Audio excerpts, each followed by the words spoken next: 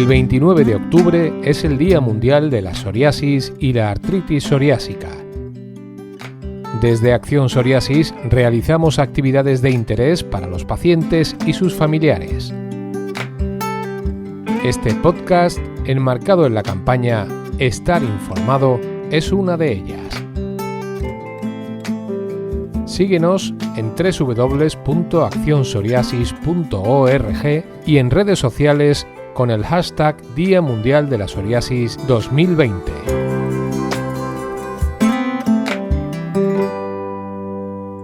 ¿Qué tal?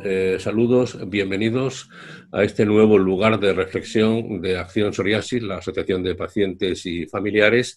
Soy Antonio Manfredi, periodista y miembro de la asociación.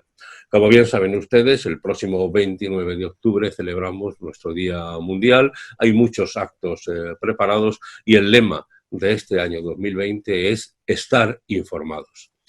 La verdad es que nuestra asociación lleva ya 27 años informando al paciente, porque en realidad es la esencia de una asociación de pacientes. Y ahora hemos aplicado los podcasts, que están siendo una nueva herramienta de información y de acompañamiento a pacientes. El podcast está llamado a ser una nueva revelación que puede ser un acompañamiento claro a la radio. Y para este día queremos hacer una serie de podcasts específicos y queremos hablar de humanización, importante palabra, humanización en nuestro sistema sanitario. Hemos invitado a una serie de personas y hoy, en concreto, esta conversación la vamos a tener con la doctora doña Paloma Casado Durández. La doctora Casado es médica, experta en gestión sanitaria, calidad e innovación. Fue subdirectora general de calidad e innovación del Ministerio de Sanidad, Servicios Sociales e Igualdad de los años 2014 a 2018. Y hoy, actualmente, es la subdirectora general de humanización de la asistencia, bioética e información y atención al paciente en la Comunidad de Madrid. En sus distintas etapas profesionales ha tenido la oportunidad de participar en muchos grupos de trabajo con nosotros, por ejemplo, en comisiones, publicaciones en torno, como decimos, a la psoriasis y la humanización. Doctora, muchísimas gracias por estar con nosotros, con los pacientes de Acción Psoriasis. Muchas gracias por la invitación. Es un placer siempre estar al lado de todas las personas que sufren este tipo de enfermedades, los pacientes y las familias. Sí. Quiero dar un afectuoso saludo a todos ellos, a los que nos están escuchando y conmemorar, aprovechar este momento hablando de humanización para conmemorar el Día Mundial de la Psoriasis. Muy bien, muchas gracias. Pues empecemos, si le parece, por la palabra. ¿Qué es humanización? Pues es una pregunta muy difícil, pero a la vez es sencilla, porque humanización es, bajo mi punto de vista, todo aquello que fundamenta y da sentido a nuestras profesiones sanitarias. Porque no sé si alguien me puede contestar a la pregunta de qué es lo que hay más humano que curar a alguien, cuidar a alguien o acompañar a alguien que está sufriendo. Por lo tanto, esa es la esencia de la humanización, con todo lo que lleva alrededor, ¿no? Porque cuando hablamos de humanización, pues siempre se nos ocurre hablar de aspectos relacionados con el trato, con la empatía, con el respeto, con la escucha. Pero también hay que tener en cuenta algo que tiene mucho que ver con el lema de este Día Mundial, que es la información. Es decir, información lleva detrás empoderamiento, lleva detrás formación de los pacientes, lleva detrás la participación. Es decir, una serie de términos que no se nos pueden olvidar cuando hablamos de humanización, además de otros muchos más en los que entraremos un poquito más adelante. Muy bien, muchas gracias. De todas maneras, doctora, la medicina es una ciencia humana que viene acompañando a la humanidad desde siempre y ahora hablar de humanización es como si estuviéramos reconociendo implícitamente que ésta se ha perdido, ¿no? Puede que se haya perdido en cierto modo, ¿no? Pero yo creo que al ser la esencia de una profesión sanitaria, quizás queda un poquito escondida, ¿no? Escondida muchas veces por los avances tecnológicos y muchas veces pues por corrientes científicas o por corrientes de pensamiento que hacen que se quede, como digo, un poco en segundo plano, cuando es el fundamento, como digo, de nuestras actuaciones sanitarias. Y es que, bueno, pues en la historia de la medicina, como digo, la humanización ha estado siempre desde los primeros tiempos, pero quizás con las corrientes de pensamiento como la medicina basada en la evidencia, que no es contraria, sino complementaria, o los grandes avances tecnológicos que muchas veces nos hacen pensar que podría sustituir la inteligencia artificial a la práctica de cualquier profesión sanitaria, pues hace pensar que a lo mejor debemos tener más presente el término humanización y no dejarnos llevar por otro tipo de corrientes de pensamiento que la dejan un poco más escondida. Pero no creo que se haya perdido la humanización. De hecho, Madrid, como saben, cuenta con el primer plan de humanización de la asistencia sanitaria en nuestro país, pero no ha hecho más que evidenciar prácticas y modos de atender a los pacientes y a sus familias que formaban parte, como digo, de nuestro día a día, plasmarlo en un plan y trazar actuaciones para rescatar esos aspectos o bien para evidenciar o protagonizar otros que quedaban a lo mejor un poco menos atendidos. No se nos está perdiendo la idea de la humanización, porque muchas veces cuando nos hemos centrado en diseñar, como digo, planes o líneas de actuación, nos hemos dado cuenta de que estas ya estaban puestas en marcha por los profesionales. Es decir, no cuesta humanizar, solamente hay que pensar en ello, reflexionar y trazar líneas estratégicas alineadas con las otras líneas que llevamos a cabo en gestión sanitaria, pues como pueden ser todas las relacionadas con la actividad, con la calidad, con la innovación y un largo etcétera, investigación, etcétera, ¿no? Vamos, si quiere entonces, doctora Casado, algo más concreto. ¿Qué nos falta para poder humanizar la medicina, al propio sistema, a los profesionales? Y también le agradecería que nos incluyera a nosotros, los pacientes, como agentes de salud. Por supuesto que sí, los pacientes son un agente más de salud y además indispensable y, a mi modo de ver, prioritario y protagonista, por supuesto. ¿Qué hace falta para humanizar? En realidad nada, porque esto ya está inserto en nuestra propia condición humana, ¿no? Hace falta pensar en ello y, como digo, alinear esta forma de hacer las cosas con las distintas actuaciones que llevamos a cabo. Por ejemplo, al sistema le hace falta pensar en ciertos aspectos que conforman las dimensiones de la humanización. El sistema es un ente impersonal, ¿no?, que conformamos todos. Por lo tanto, a todos nos toca pensar en lo que he dicho antes, en empatía, en respeto, en escucha, en cercanía, como no, a los pacientes y las familias, pero también nos toca pensar en algo importantísimo a la hora de tomar las decisiones sanitarias y de diseñar las políticas, que es, por una parte, la atención centrada en la persona y, por otra parte, la participación y todo lo que ella conlleva, ¿no? Y esto es importante porque aquí confluyen las actuaciones, no solamente del sistema y de las decisiones en política sanitaria, sino también las actuaciones de los profesionales y de los pacientes. Y me explico. ¿Qué implica decir que llevamos a cabo una atención centrada en la persona?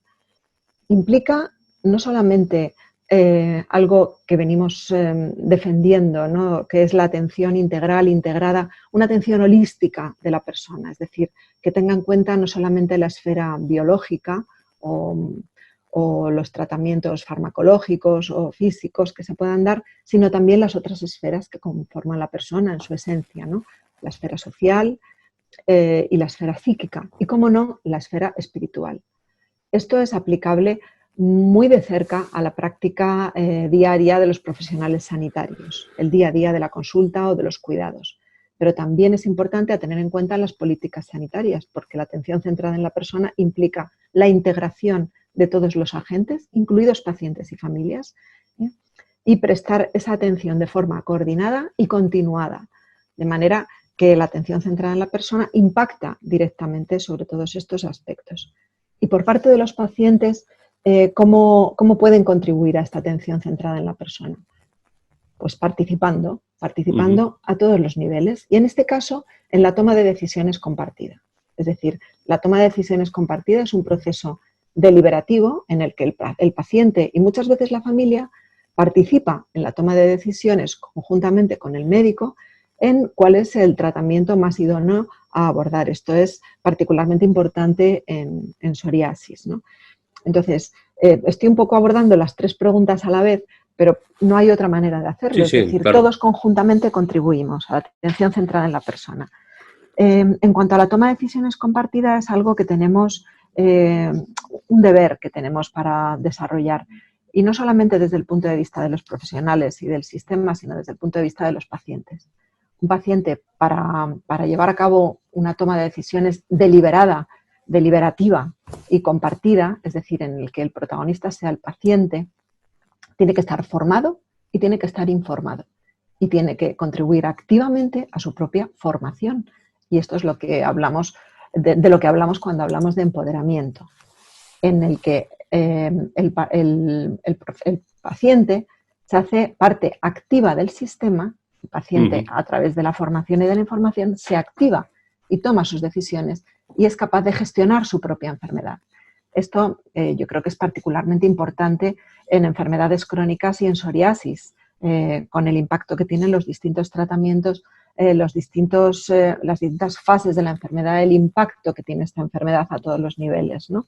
No es lo mismo tomar una decisión acerca de un tratamiento biológico, pongamos por ejemplo, ¿no?, en psoriasis, para una persona a la que los efectos secundarios de ese tratamiento le van a impactar en su esfera a lo mejor laboral y, sin embargo, no le importa demasiado el impacto, digamos, estético que pueda tener la enfermedad.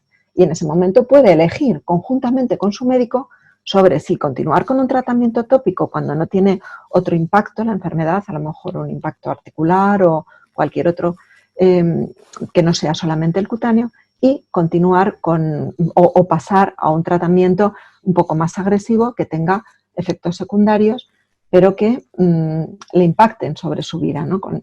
Eso es lo que es la esencia de la toma de decisiones, tener en cuenta todas las esferas de la vida de la persona, cómo me va a impactar en mi familia, en mi trabajo, muchas veces en los aspectos económicos son muy importantes, ¿no? Cómo va a impactar la enfermedad, sus consecuencias y los tratamientos en el ámbito social, ¿no?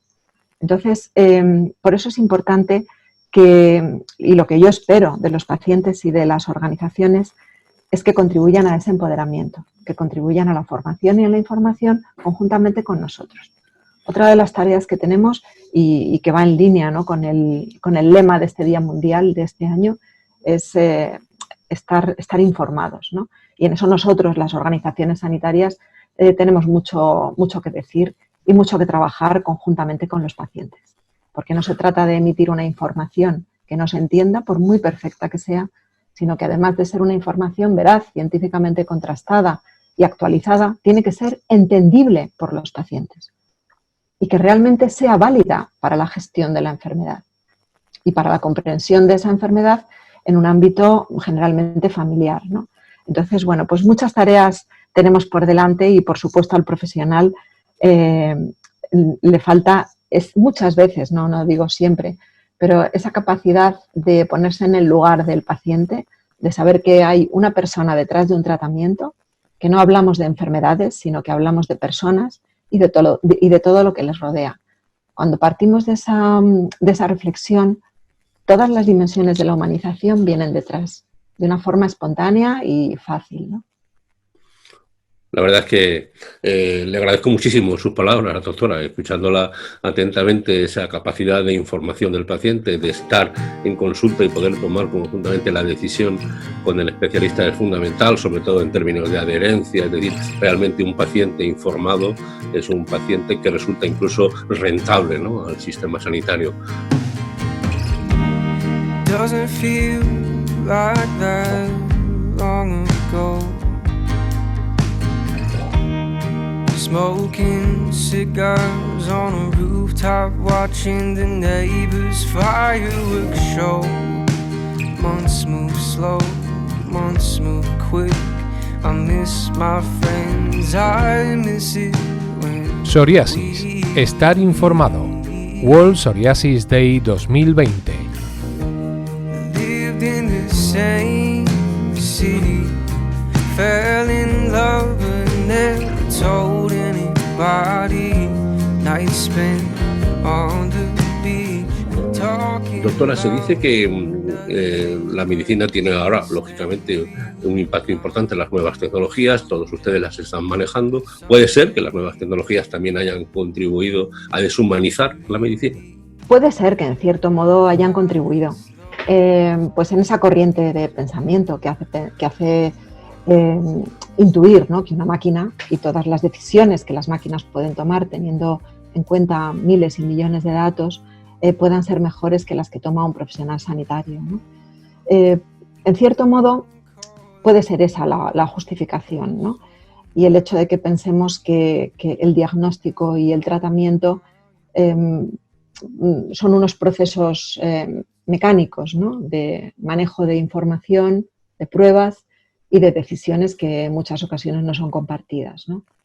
Pero yo creo que en el fondo, todos los profesionales sanitarios mantenemos esa empatía por el paciente, esa capacidad de ponernos en el lugar del otro, que hace que, aunque exista esta corriente de pensamiento, nunca vaya a sustituir una máquina a la relación del profesional sanitario con el paciente y la familia. Nunca va a sustituirlo, ni aunque nos tengamos que comunicar a través de la pantalla, como está ocurriendo ahora, ¿no?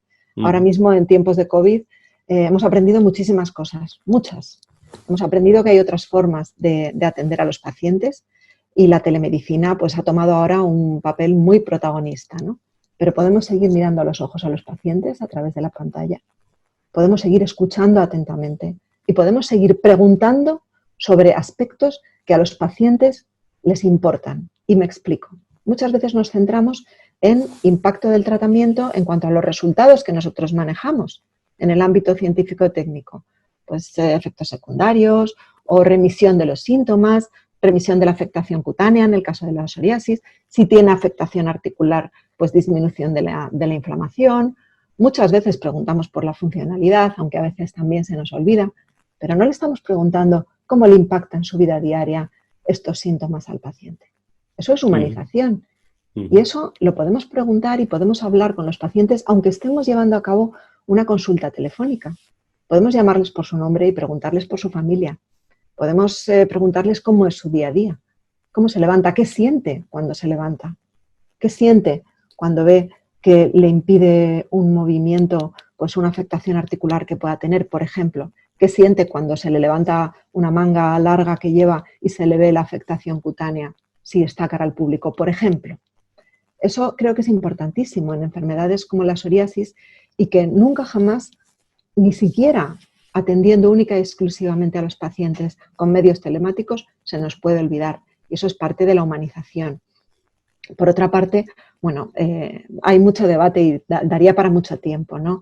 El cómo tomar las decisiones o hacer una toma de decisiones deliberativa a través de una pantalla de ordenador, ¿no? Pero también se puede hacer y a todo se aprende.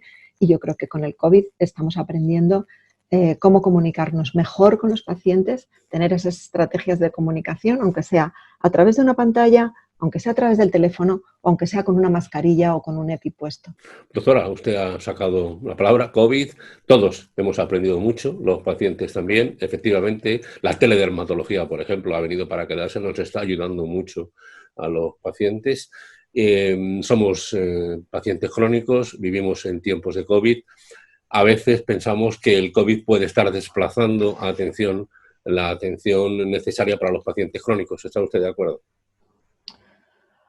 Pues obviamente esta pandemia a la que nos estamos enfrentando, tan agresiva, ¿no? Y que está impactando tanto en nuestro día a día, pues obviamente tiene efectos que veremos a más largo plazo y efectos que ya estamos viendo de forma inmediata, ¿no?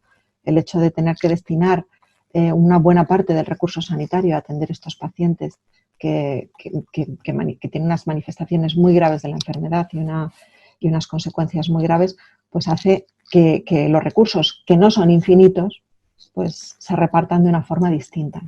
Lo cual no quiere decir que no se estén atendiendo a los pacientes crónicos, pero sí que es cierto que la atención es distinta. Se ha utilizado muchísimo más la teleconsulta, la teledermatología, como bien ha apuntado antes. La teledermatología comenzó hace mucho tiempo y ahora mismo tiene un papel protagonista. Pero una foto nunca va a sustituir a una relación con el profesional sanitario, aunque sea a través, como digo, de una pantalla de ordenador. El hecho de tener, como por ejemplo en la Comunidad de Madrid, los pacientes crónicos estratificados ha facilitado que los recursos sanitarios se hayan destinado a pacientes crónicos complejos de forma preferente. estos sistemas también pueden ayudar, es decir, tener clasificada tu población y destinar unos recursos sanitarios que son muy escasos, como digo, a ciertos pacientes y seguirlos de una forma más estrecha, aunque no los puedas ver en consulta, ha facilitado que se haya podido llevar un seguimiento estrecho de los pacientes. Indudablemente el impacto es alto porque ha habido muchas prestaciones que se han disminuido. Pues, por ejemplo, las sesiones de rehabilitación, muchas consultas, se han trasladado a consultas telemáticas, es decir, el impacto es importante. Todavía no sabemos realmente el impacto en resultados sobre salud, pero desde todos los ámbitos estamos luchando para que los pacientes crónicos sigan siendo atendidos.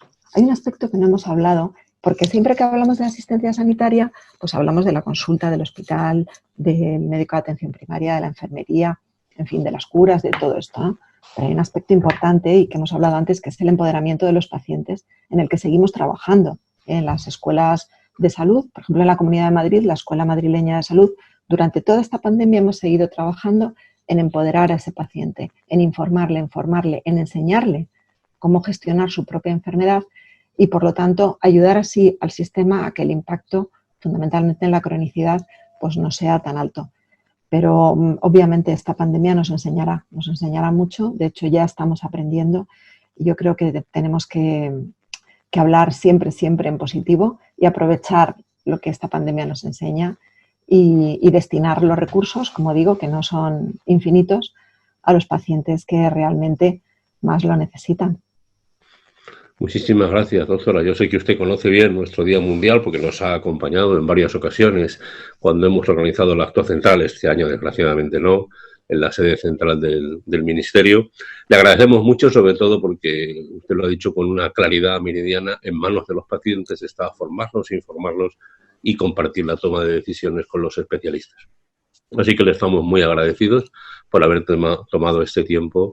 Sé que para ustedes ahora hay un trabajo ingente, especialmente con los temas del COVID, y desde su posición de la Subdirección General de Humanización de la Asistencia Bioética e Información y Atención al Paciente de la Comunidad de Madrid, sabemos que se está con un intenso trabajo. Muchísimas gracias a doña Paloma Casado y esperamos poder saludarla personalmente cuando todo esto haya pasado en algún momento. Muchísimas gracias por la invitación. Encantada siempre de estar al lado de los pacientes y las familias que sufren este tipo de enfermedades y espero que actos como este y que iniciativas como las que viene manteniendo Acción Psoriasis sirvan para seguir informando, formando y empoderando a los pacientes y sus familias. Hasta muy pronto. Gracias.